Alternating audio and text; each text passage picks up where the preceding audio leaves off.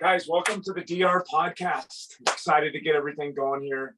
We're in the lab, in my garage. I've got all my stuff up. I got my Padres mojo going. I can rub Tony Gwynn's bobblehead at any time. This is my place where I get to scream and none of my kids hear when I yell at the TV. I'm super excited today. We got Nathan Russell, Hutton, Moyer on the podcast. They run Moyer Baseball out in Seattle, Washington.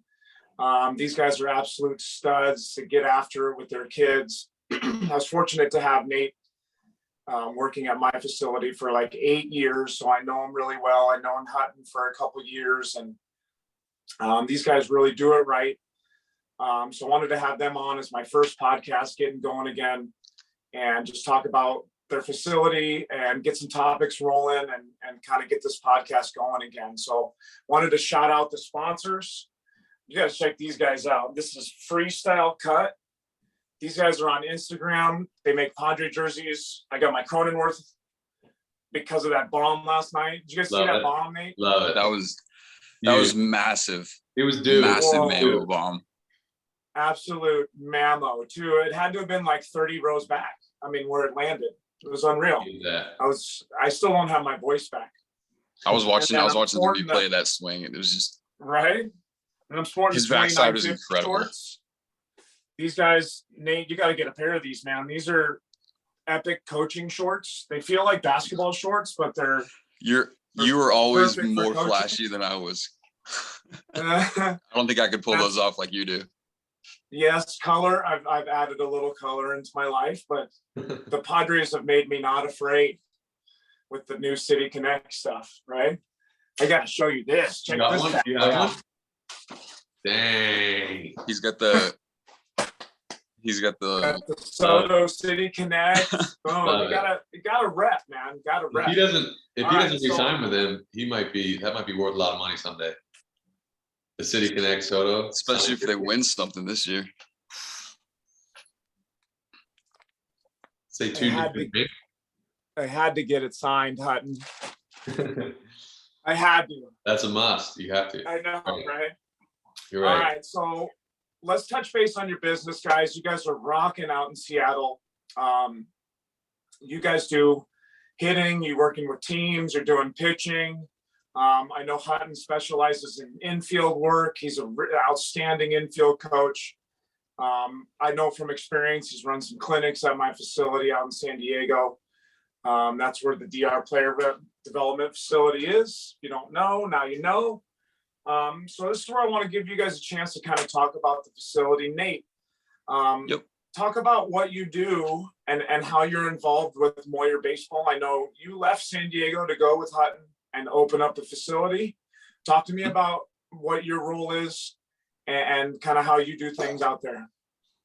Yeah. So as soon as we got up here, one of the main things that, we talked about doing up here was basically almost trying to create what you had back in San Diego, where it was, a facility where we could have kids come and train, where they could work on hitting, they could work on pitching, they could work on defense, they could learn the mental skills, and bring that up to where, Hutton grew up in his hometown, his Seattle, and also where his dad made a mark. So my job really is to I work a lot with the pitchers in the program. I do private lessons with pitchers. I do private lessons with hitters, group lessons as well with some of the younger kids. And then also we have our academy, which is a little bit different than the private lessons. It's a little more involved. We see those kids a lot more often.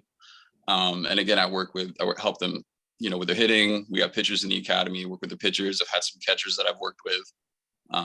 But for the most part, I work with the pitchers and I work with the hitters.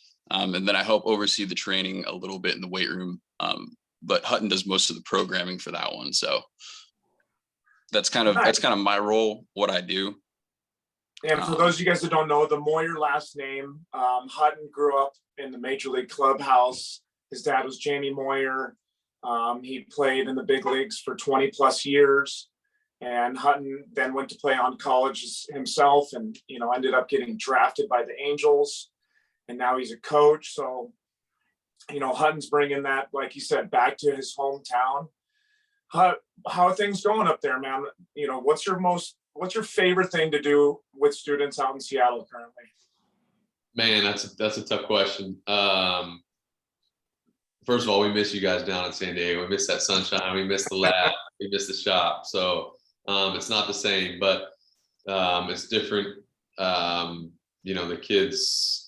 I mean, it's everyone's different. All the players are different, and that's what I think Nate and I really enjoy, is that each kid's a new puzzle, if you will, and figuring out how they move, what they do well, what they don't do well, how they need to improve. And oftentimes, we ask the kids questions and whatnot, and what do you do well, what do you not do well, and it's good, more beneficial for them, because I think oftentimes they don't really think about, I don't know, I hit the ball on a line drive, I hit a line drive when I'm going good, and I don't when I'm going bad. It's like, so we dive into a deeper, it's like, well, but what are your outs? Are you chasing pitches? What kind of decisions are you making? Things like that. How are you preparing for the game? How are you preparing in practice? Like things like that, luckily Nate, Dave, you as well, and myself, we've been around the game a long time and are fortunate to have those tools to give these kids. Like, if you want to play JV, you want to play varsity, you want to play college, you want to play pro ball, like, here's where you're at, here's where you need to get to, here's all the things you need to do in order to get there. And just be kind of that dose of reality, because we all know parents, like, we want our kids to do really well. We think very highly of them, but the reality is it's a long, tough road to get to those levels, Yeah, totally. But I think Nate and I try to, instill confidence in all of our guys, right? I think that's a big thing, is just believing in themselves, and even when you're failing, because as better than everyone, it's a game of failure. You're going to fail. There's no question about it. You're going to fail. And so teaching them how to fail, and how to learn from failure, and knowing that failure is good, right? We had some freshmen last year that balled out in middle school, right? It's middle school, and then they go to they're on JV, they make JV, and it's a big deal, and then they struggle, and it's like, oh my gosh, like I've never struggled before. I don't know what to do. I don't mean, they kind of panic. It's like, well, let's take a step back and look at some of the things. When things were going well, what were you doing? How are you moving? How'd you look in video? How are you preparing? Versus like just oh, I have to hit. It's like, no. Right. That's not in anything, whether it's business, relationships, school, like you can't press, right? So trying to teach them that, it's a process, and that's, I think, what I enjoy, and I think Nate as well. I won't speak for you, but on the day-to-day, it's dealing with the questions and concerns and the worries. It's like, no, dude, you're gonna be fine. You're gonna be good. You continue to do, you continue to work hard and ask questions, and just improve 1% every day. You're gonna get better.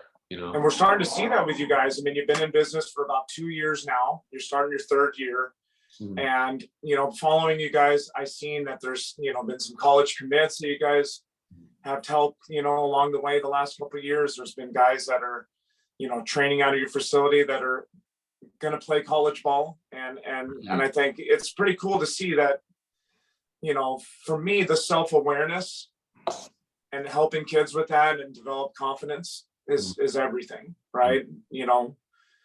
And that's one thing that I think it's evident. If you guys want to check Moyer Baseball Academy out on Instagram, you just got to type Moyer Baseball in, and it'll go right there. It'll show you kind of some of the players they've been working with, and the facility that they're out of in Seattle. So if you guys are in the area, be sure to check them out. They are top-notch instructors. Is there anything else you guys wanted to touch base as far as the future of Moyer Baseball and where you guys are going to take it? So like I said, this is year 3. What's the plan for the future with you guys? So continuing on, like with the private lessons, of course, with the instruction, always want to have that avenue of resource for players to help, if they want to come in and don't want to maybe make that full-time academy commitment. our main goal is to, help anyone who wants to be helped. And, as we continue to grow, we're definitely not going to be, turning avenues off for that. And the along academy those lines. The academy is for players. Explain that, Nate. Is that something where they come multiple days a week? Right. So private lessons would just be coming in for like a hitting or a pitching session or something like that. We get a lot of work done for sure. But then the academy is more of a group setting, where kids come in, and right now we have anywhere between 7 to 10 kids come in at a time, split up in groups, of course, but it's 2 hours, 3 days a week where we get at pitching, hitting, but also in 3 of those hours. So it's an hour of skill work and then an hour of training, at least an hour of training. Sometimes it goes a little bit over, but we make sure that our academy guys are, number one, following nutrition plans, number two, following weight plan regimens, tracking their weights, making sure that they're not only developing their skill sets, but developing the physicality side. Hutton mentioned that we had some freshmen that, made JV their freshman year and kind of struggled. I think one of the big advantages they had going into that high school season was the fact that they found the weight room in their 8th grade year.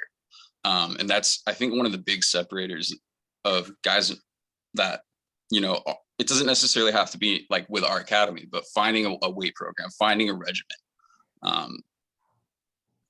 to give them that physical boost, because it's fun to get that commitment from you guys as far as like, you're showing that you're there for the player multiple days a week, and then they're showing that they're committing to you as a coach. So that's just a really good dynamic in my eyes. I mean, I just think that's hard to find. And so that's something that if you're in the area, like, and you're looking for something multiple days a week, and you're looking for structure, mental, as work, infield work, pitching work, this is a spot to go, guys. Speaking of improving things in the off season, I saw an article with Stephen Kwan, who's an outstanding hitter for the Indians. He just hit a home run against the Yankees. The Guardians. The Guardians. Sorry, if I worked for ESPN, I'd be fine. Hey, somebody did that on social media the other day. I saw that. It was like the Yankees and Indians, and they were like, "Oh no, who said the I word?" I'm still doing it. But yeah, I read an article about him, and he knew he was in the lower percentile as far as bat speed in baseball. And he did some overload, underload training for about a year and got his bat speed back to league average. So when you watch him hit now, in places where balls should go out, they go out, and traditionally, I think guys that are just, at the bottom end of bat speed or, needing that improvement, that's huge for guys. So, taking the step to get in multiple days a week, that's big time. Yeah. Hutton, I wanted to touch base with you. Like we said earlier, you grew up in a major league clubhouse. You got to go to Ichiro's, his Hall of Fame induction ceremony. I mean, behind the scenes with your dad. Talk to me about just a little bit about growing up in that clubhouse, getting to hang out with players like Ken Griffey, maybe Edgar Martinez, players that I grew up idolizing. Talk to me a little bit about that and the Ichiro induction.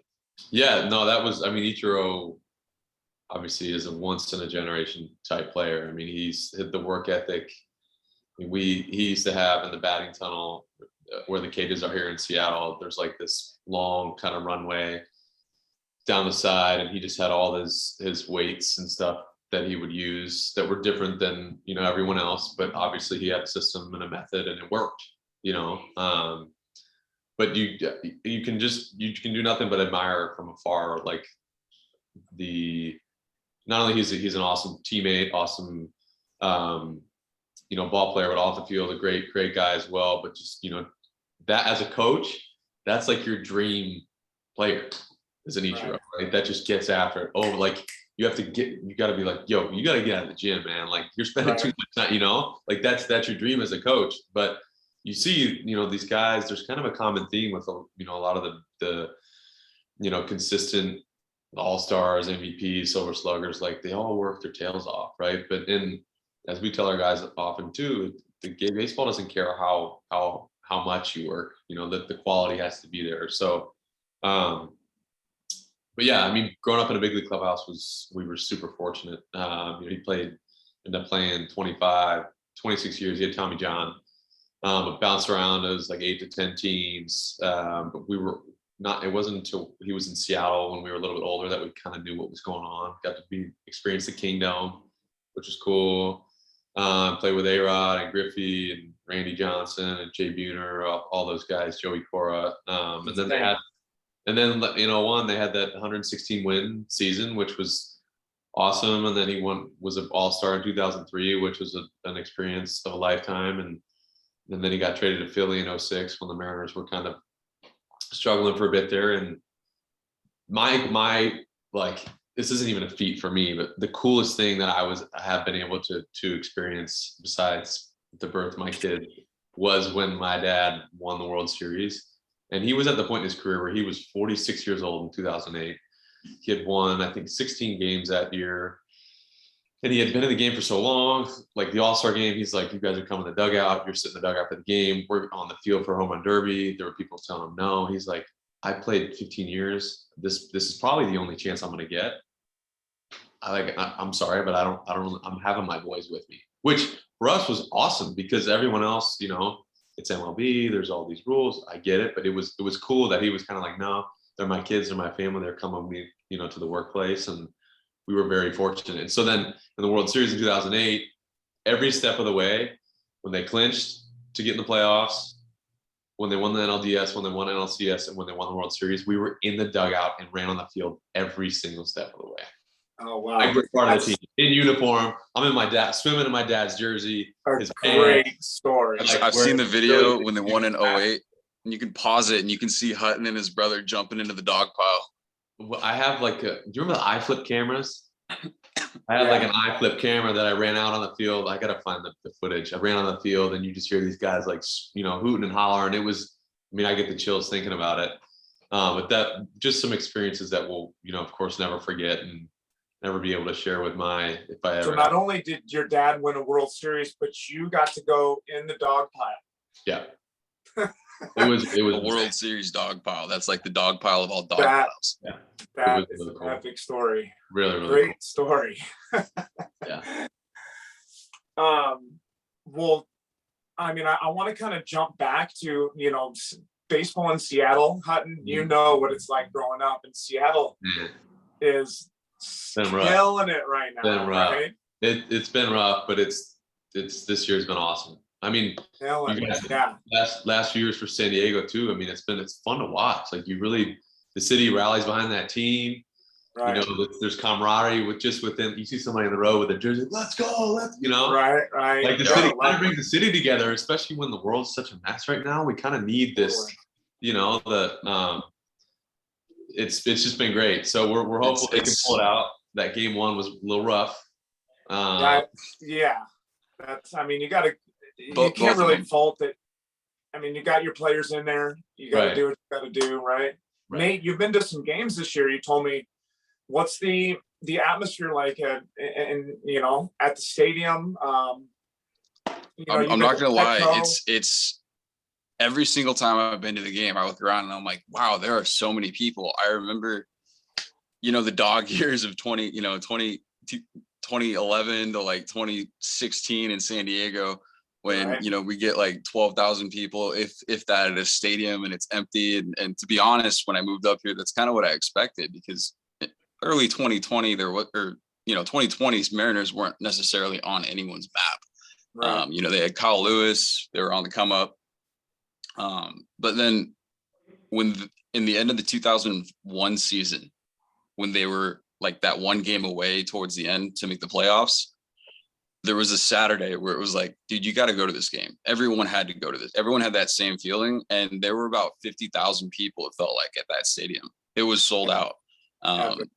So like with them winning, with them doing that, like Hutton said, it's bringing the city together. Like that's fun. The atmosphere is definitely a baseball atmosphere. I know you got the Seahawks and you got the Sounders in the city too, but there's a ton of Mariner fans. I know I see people online talking, they're like, I've never seen a Mariner fan in person. Come up to Seattle. They are in droves. And hopefully it's going to do the same thing that it did in San Diego, which is, I mean, I saw it, you saw it. Once the Padres started winning, youth baseball blossomed, right? Everyone's excited. Everyone wants to play. Everyone's signing up. Everyone's trying to get better, right? Because the players are good. Your favorite players are you got your favorite players. They, everyone says, like, for the longest time, everyone's favorite player in San Diego was Tony Gwynn, but half the people never actually saw him play. Yeah, right. Exactly. Same thing up here with like Griffey or Edgar. Like, they talk about all these guys, but now you got Cal Raleigh, you got Ty France, Robbie Ray, Julio Rodriguez. You got names now that kids can attach to, and it's really cool to see. The kids get excited about their hometown team and want to kind of be like them. How much does Julio remind you guys of Tatis? We'll see if he gets a little haircut or something like that. But it's definitely cool to see him come up. A little less high maintenance. Yeah, my thing with Tatis is he just seemed always a little reckless. And I think, like you said, through his body and everything, literally. Yeah, plays hard. Yeah. Hard to take emotion out of it. Yeah, definitely. Julio's a little more. Yeah, Julio's has seemed a little more level-headed, kind of calm in his demeanor all the way through. Not too hot, not too cold. Even when he was in the, home run derby, he didn't really let it get to him. And Tatis had as magical of a season, when he put together as many games. So it's, in my mind, he's that type of player. It's just, circumstances are different, but that's one thing that we can do is relate those two players. You've seen them both play, firsthand experience. There's definitely magic when both those guys come up to play. There's a buzz in the air. Exactly. Everyone was like holding their breath because something special could happen at any moment when either of those guys are up. Well, let's talk about hitting, because that's what we do. I mean, that's me and Nate have been around each other for years. Hutton's a fantastic hitter. Like you said, he got drafted by the Angels back before the grass was green. I don't know. What year was that, Hutton? 2015. 2015. Yeah. So it wasn't too long ago. And Hutton, I bet you could still hop in there and hit a few out. So I don't know about that. He hit 100 from both sides the other day. That's what I mean. Look, we got the juice. We got a juice. The gum is juice. Gum is juice. Big league balls and a juice. I turned it up when he wasn't looking. No, you got the major league twitch, bro. You just you decided to take it another way. Now Hutton's also doing real estate. That's the collared shirt. Yeah. Sorry for the. He combines the baseball and the real estate.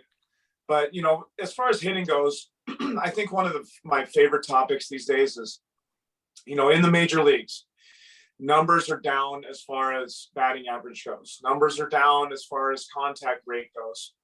And I'm seeing in these games that I watch, like, yes, they're facing nasty pitching, but how can hitters that are growing up maybe 10, 11, 12 years old prepare themselves better to then be ready to hit when they're in high school, facing guys that throw hard, and then possibly giving themselves a chance to move on to the next level? Because what I'm seeing now is guys are maybe training that a little as they grow up, but they're training to do one thing, and that's to do damage all the time. And it's something that we talk about also, like, before two strikes, do damage. But a lot of times when runners are in scoring position, as a coach, I just want to see a knock. I just want to see a barrel with two strikes, even if it's like a tough slider away and a guy puts the barrel on it. You know what I mean?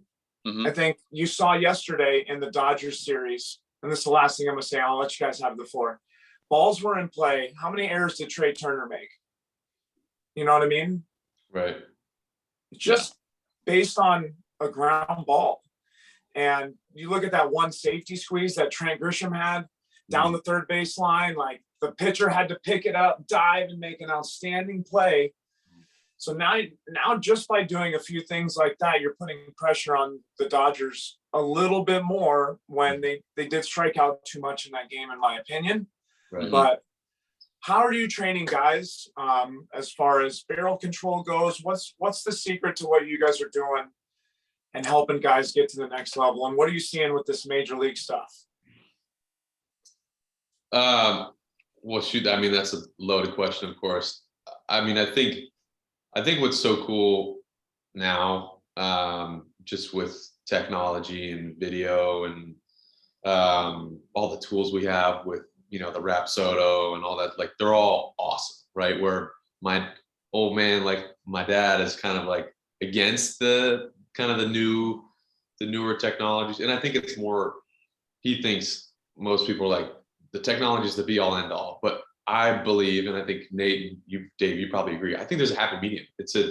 He talks about feelings and feels, and I did this or I tried that. But I think that, you know, the technology kind of puts a number or an angle or whatever on that feel, right? Or that feeling for him, which for us as coaches is awesome, right? Because, you know, not only can we do the, you know, the video analysis, but now we have these tools to be able to help these guys, you know, hopefully progress to the next level. But I think, you know, the game's changing. I think it's cool too to see the game continue to change. I think, you know, some people say, oh, it's not good for the game, or some people love it.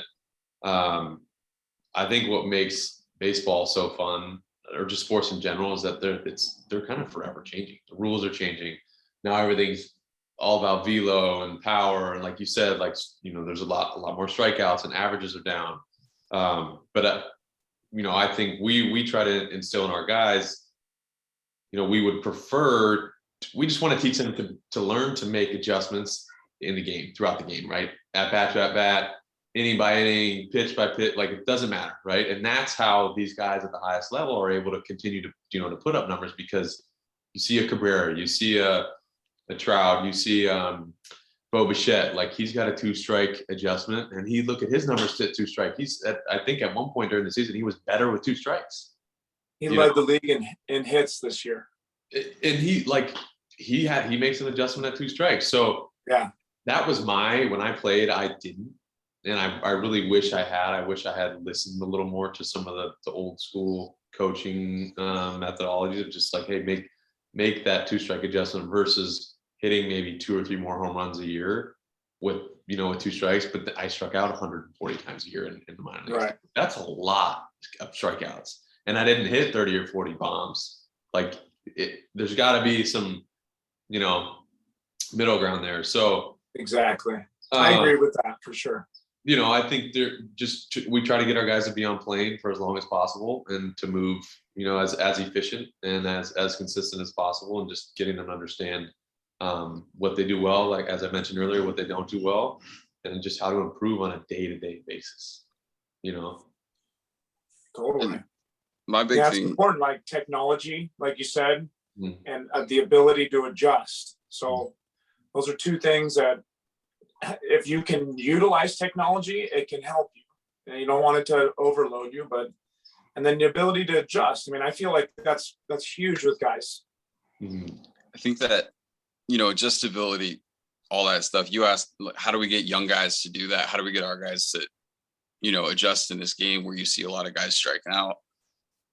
One guy really came to mind, high school, he's in college now, but his senior season, I think it was like a 25-game season, 30-game season. He struck out 3 times. And then in the next 40 over the summer, he struck out 6. So we struck out 9 times in about 70 games, while still doing damage to the ball. And I think a lot of that had to do with, for the longest time with him, we stressed repeatability of the load and the timing of your load, understanding rhythms and timing, and understanding the pitcher's tempo and the velocity, because those are 2 different related things. What's a pitcher doing from leg lift to separation to release? Is it fast tempo, slow tempo? And then what's the velocity in between? What's the fastball coming in? Is he fast tempo, slow pitcher, right? We've all seen those. And then we've all seen the big guy that has the big slow moves and they just shoves, right? So you got to know that tempo. And once you can start learning how to read those, if you have a repeatable load, meaning you know your tempo, all that matters is knowing when you need to be ready to fire on time. And I think that is the key for the young kids is knowing, number one, kind of how to get their body ready to fire to swing, how to load properly, right? And then number two, knowing that the timing that they do that matters drastically. And then kind of teaching them, where would you rather err on timing, right? Would you rather be early with that load or late? If we're early, are we early with that load? Are we drifting? Like, what kind of positions are we creating with that? And, you know, as they get older, that will build. And you know, we're not going to talk with a 5-year-old or a 7-year-old or a 9-year-old about some of these crazier things, but we will definitely say, hey, let's try to fire that swing from the same position, because the more variables you have on your timing, you're not in control of the pitcher's timing. So if we're not in control of our timing and we're trying to match that up against someone else's timing, you're never really going to have consistency. And I think that with certain things, you said a lot of guys are training to do kind of one thing to do damage. That is very true. And that can get you on a very specific timing and path pattern that doesn't really allow you to, as you said, be adjustable. So one of the things that we really do train, yes, we train, I call it doubles trajectory, you know, where we're catching that ball out front, wherever, inside, outside, we're thinking doubles, one or two hops off the wall. But in that same session, we'll have worked situational things like a hit and run, right? Where, you know, that forces, one of the reasons I like working on that from a hitting perspective is because it forces you to, number one, you have to swing, so you got to protect. If the pitch isn't where it needs to be, you know, you're battling. So it kind of puts you almost in a 2-strike mentality. Number two, if someone's pulling off the ball, well, it forces them to, you know, alter that path, maybe stay in posture, stay through, because the ultimate job of the hit and run is to, you know, send that the other way through the goal. And then the other big common thing that I see with the guys that, you know, are just swinging to do damage is they get under that ball a lot. Right. And one thing I did notice in the playoffs is I've seen a lot of guys shorten their swing up. And as you say, focus on putting that ball in play a little bit more than trying to do the big damage. And they're beating the shift. You know, they're poking it through the other side. They're doing stuff. They're getting on base. They're doing all the things that people were like screaming at them during the season. Why didn't you do this? And I think that some of the younger generation, they start seeing the different style of baseball in the regular season, but they don't understand that, no, these guys are still fully capable, you know, of being adjustable and moving their body and creating different paths and still being athletic and on time with that. So don't just train the one swing to hit the doubles, to hit the bombs. Like, we have to be able to hit in a situation. We've got to be able to, as you say, move runners over, put the pressure on the defense. And kind of putting equal time into both parts. You know, as Hutton said, we believe in both. So using, you know, the technology to like track our angles, track our exits, track the distance. And then also the video technology to, you know, track our repeatability. Right? Is it repeatable? Are we on time? Check the timing. Yeah, things can get out of whack really easily with baseball, softball athletes. I mean, 2 weeks away from not hitting, you know, you're going to see one of my students lose some things a little bit here and there. So yeah, I mean, video is important. So that was awesome, Nate. Learning to load, learning to be repeatable with that and find timing through that. That's so important, because timing is hitting, and everything you do in the game is based on being on time. I think one thing you mentioned, barrel control. You need to learn how to control the barrel at a young age. If you have instructors that are constantly teaching you to just hit the ball in the air and only maximize line drives, that's not what's going to happen in the game. You're going to have to hit a ball the other way. You're going to have to adjust on a curveball. Not every ball needs to go in the air. So like Coach Nate said, I think that's a big part of how hitters need to be trained these days. And one thing that's missing, because everyone is so excited about driving the ball, and I want to teach a hitter to drive the ball. And you see guys do that on TV, you see all that stuff, and we want to teach you to do that. But I think there's the proper way to go about it. It's through barrel control. It's through finding ways, like Hutton said, to utilize technology so that if you actually know what's going on under the hood a little bit, and you can feel what you're doing. So let me check my list here. I think we went through everything, boys. Oh, we could talk about hitting all day. You know that. Yeah. That was outstanding info. I think this is the info that I want to give to people, because there's so much out there. I watch stuff that doesn't work for everyone, and Mhm. there needs to be more info that can be more relatable to the common player, not a feel that works for 25% of people that, Yeah. With that, like the favorite players, like Aaron Judge is an anomaly of a human being. Bryce Harper's a freak athlete. We teach off some of these guys, but we also, at the end of the day, like, look at that 200 hitter that just stroked the double is getting back in the groove, right? And that would probably be an accurate representation of moves that are going to be highly repeatable for the average player. Right. If you look at guys that are, freak athletes, like Julio, for example, right? Julio is a freak athlete. Yeah, he's got big, he's doing this, Yeah. He's doing Well, that. we got our but he's share of guys repeatable. in the academy that try and do their Julio, and it's like you're 5'8" and The one. heads going everywhere. Yeah, we're like, we got to control that. We need It's some okay to stand like him, but you can't hit the ball 490 like right. I do say this. I don't care if you stand backwards facing the backstop. If you can be on time, on plane, and repeatable with it, like, more power to you. But unless the stance is helping you out, like, you gotta make sure we're repeatable with it. So, like, I don't care where you stand, just be repeatable and ready on time. Exactly. Well, guys, let's wrap this up. Nate, where can we find you on social? Shoot. At Nathan_Russell8, I believe, on Instagram. I'm not 1,000% sure on my handle, but definitely can see a lot of what I post on Moyer Baseball Academy's Instagram page. That's where I post most of the baseball stuff. And you're the one that runs that. So if you guys need stuff and you want to reach out to Nate, Nate's the one that runs the Insta page. So he's got, for me, I'll answer questions if people want to reach out about just general stuff. And I'm sure Nate's the same way. So utilize him as a resource moving forward. And Hutton, where can we find some good resources for you? Anywhere you want to? Same. I think on the academy page is great. We actually have, I've been trying, I don't know if I've linked you with these guys yet, Dave, but we have some cool tools too that I'm sure you probably already utilize some similar, but there's this company out of, I don't remember where that, it might be Northern California, but we have as we're talking,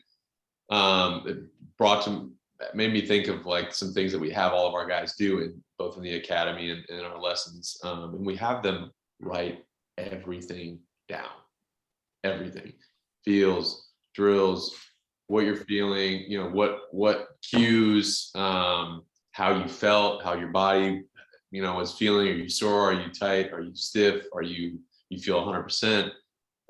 You feel strong?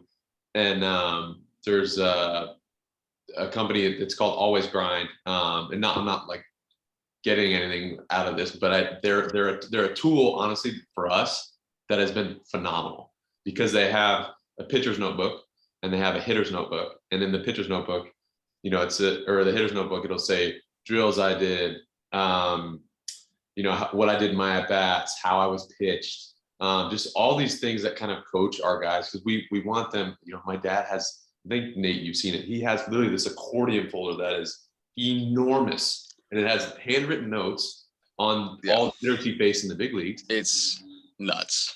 It's extensive. And it's how he was able to have success with below average stuff.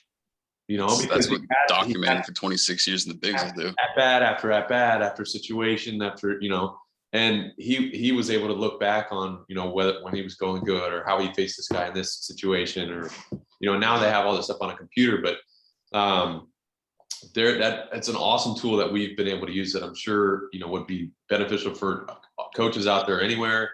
Dave, I would love to, hook you up with them. But they've it's been a very important piece of what we try to give our guys, just in their development as young men and as young baseball players. Especially if you want to be repeatable, like if video is one thing as well, but write your feelings down, write the drills you were doing. So like, hey, I want to go back to how I was hitting a month ago. What was I doing?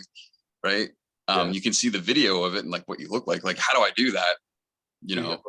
I might It's have the drills, it's the feelings, it's, okay, what was I tooling during that time? And a lot of times it's hard to remember. 100%. So definitely write stuff down, whether it's in a notebook, your phone. But that's something that young kids can start doing. really hard to remember. Really It's hard to remember what exactly was working. It's hard to remember how coaches, are structuring practices every time. It's definitely better to be prepared in that sense. And like those are good habits to get into in general. The more I write stuff down, the less I have to stress about remembering things, and the more I can actually be more fluid with day-to-day activities, whether it's baseball stuff. I mean, it's just going to help in life too. So, but guys, that was freaking awesome. Thank you so much for joining me. I think we should do this again and like do a, follow up with you guys and see how things are going. And of course, we can talk all day. This is an exciting time of year. You're about to have some pro guys and college guys are, in full swing coming up here soon. So I'm excited for you guys and your future, and really appreciate you taking the time to talk. And of course, thank you so much for having us. Yes, sir. We need a Padres Mariners World Series. That's what we need. I think Padres. That's possible. It's possible. They got to beat the Yankees though, man. I mean, what do you think? You think the Guardians are going to do anything to the Yankees?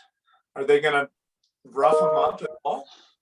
I don't know. Honestly, I feel like Nate and I were talking about this the other day. There's only how many teams are really that scary? Right.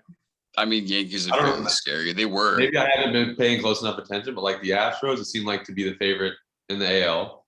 In the NL, maybe the Dodgers. But like you guys, I mean, that's what's so cool about the playoffs is weren't the Mets a favorite in the wild card, and you guys rolled them, made it look easy. You got True. No, Joe, absolutely shoving. Like that is what's so cool about the playoffs. Like you think about the Nationals a few years ago, came out of nowhere.